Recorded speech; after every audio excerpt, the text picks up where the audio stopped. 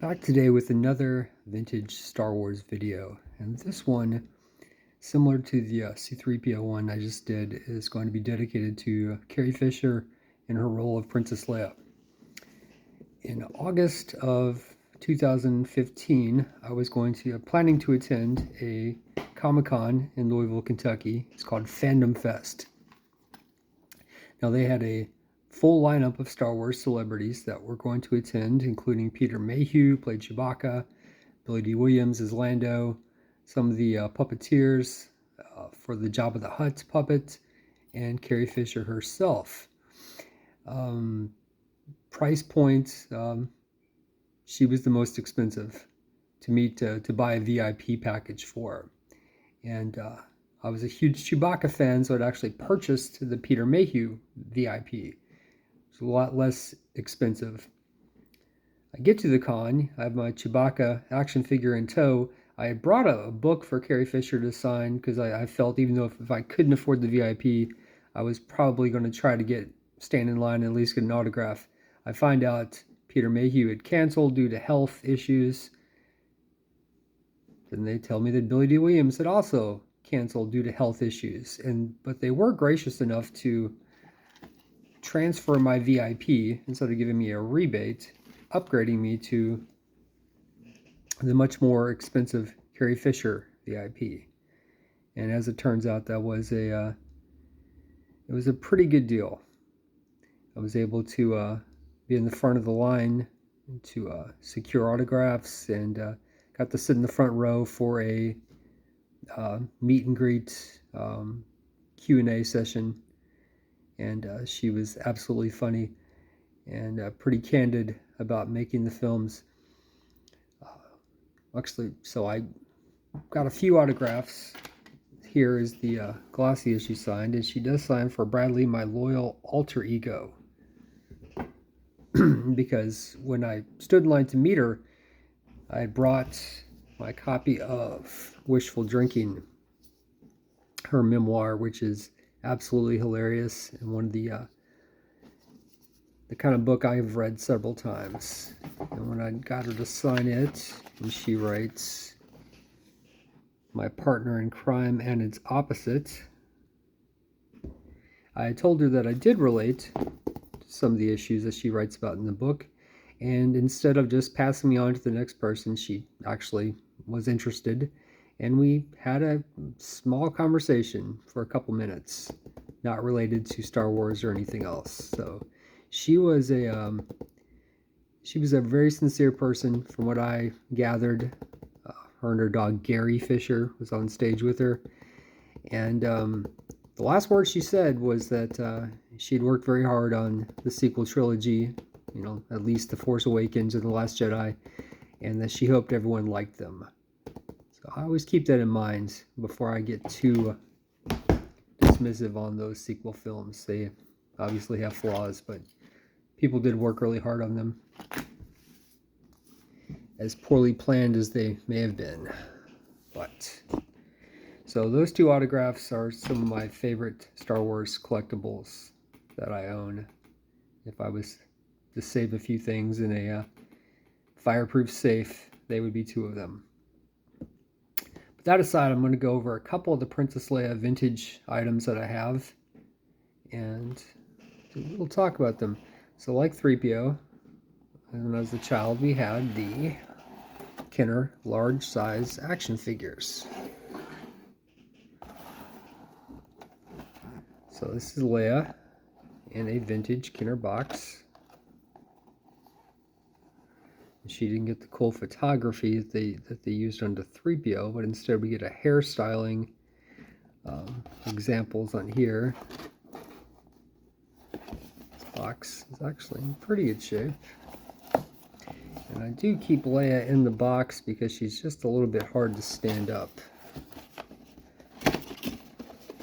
Now, as a kid, I had two brothers, so my parents were often a little on the fence about buying female characters for us.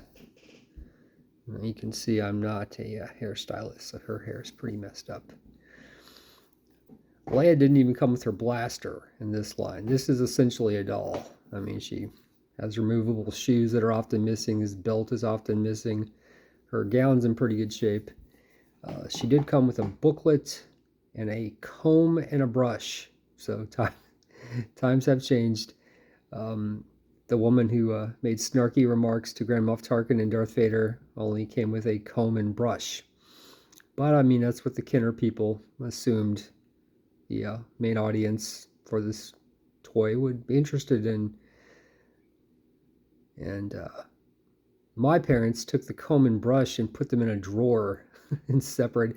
They're like, oh, you're not going to be playing with her hair. You wouldn't want to do that.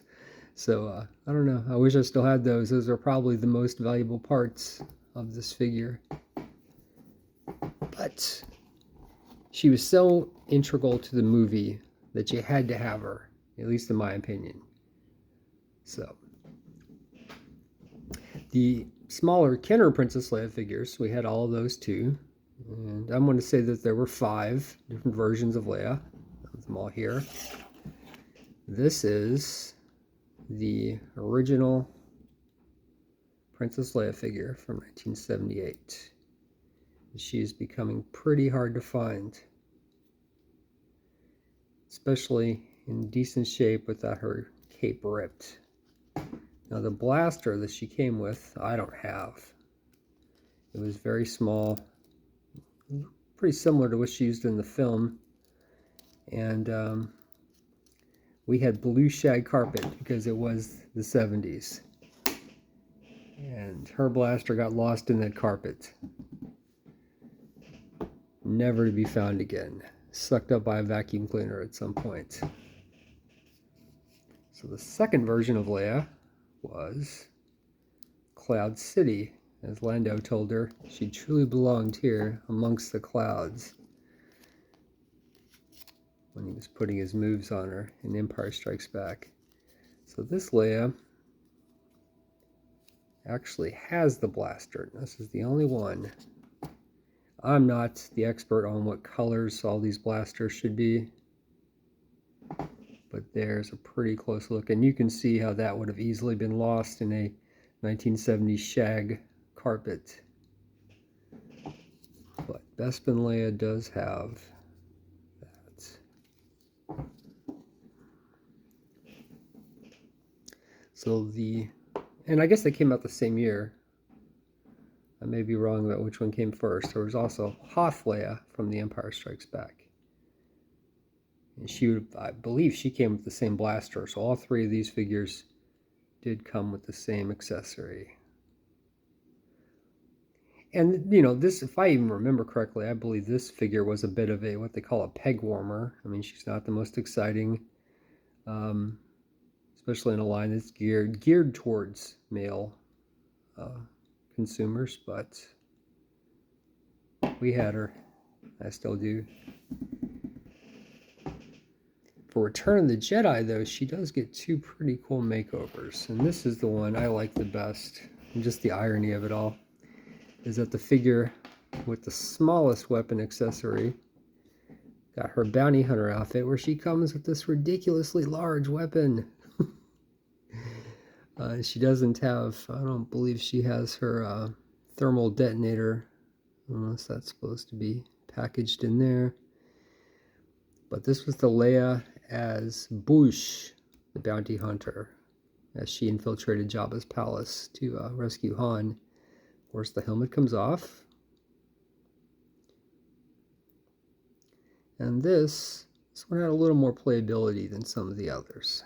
And like I said, she comes with this huge weapon that she really doesn't hold on to that well, but it's kind of cool to pose her like that with it. And of course she doesn't want to stand up with it at all. So we'll just put it there. And the last, I'm going to say this is the last of the 5 Leias, and they kept making these all throughout the run of vintage Star Wars. So from 1978 till 1985, you could still buy Leia in any of these forms. And this is the Endor Leia right where she meets Wicket. Now her helmet, this comes off, which is pretty cool because she offers the helmet to Wicket in the film, and you kind of recreate that scene. You know, she got a soft goods poncho, she got a belt. She came with this blaster. Now this is a tiny blaster, but it's actually different than that other one. And I believe this is the same one that comes with the ATST driver. And I have a couple. I have him as well, and it's included with him. So this Leia, actually she may be my favorite. I'll take that back about the Bush bounty hunter. Some people, for whatever reason, dislike Return of the Jedi figures. I think they're far better. They came with the cloth good items,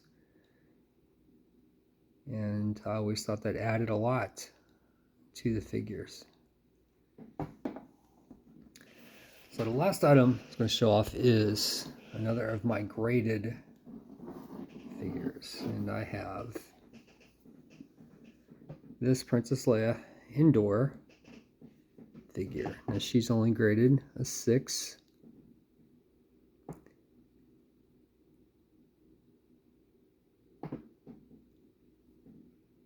And her indoor combat poncho. You can see there's no kind of advertisement on the front.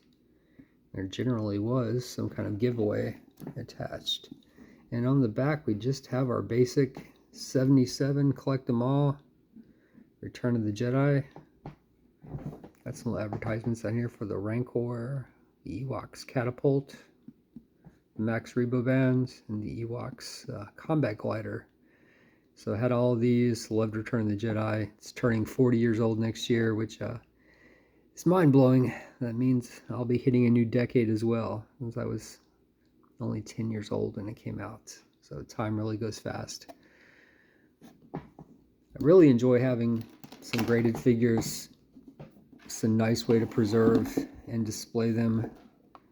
And some little part of me just loves the fact that they were sealed in these little time capsules, probably never to be released. The prices on them are, especially anything graded in 8 or 9, is a little bit out of my range of what I'd be willing to spend. But I like these mid-range ones, and I have a couple of them. And so that's good enough for me. Anyway, so thank you for watching. If you're interested, you can subscribe. I have a lot of vintage Star Wars. It's the most powerful memory I have from childhood are these figures. So enjoy just having representations of most of them. I'm missing a couple of the last 17, and other than that, I have a pretty complete collection of the figures. The vehicles is another story altogether, but lots of reasons for that. Anyway, thank you for watching. Subscribe if you like, and leave any comments. Tell me your favorite Princess Leia, your favorite outfit, your favorite film that she was in, including the sequels if you liked her in those. I think her humor still shone through pretty well in those. So, may the Force be with you. Thank you.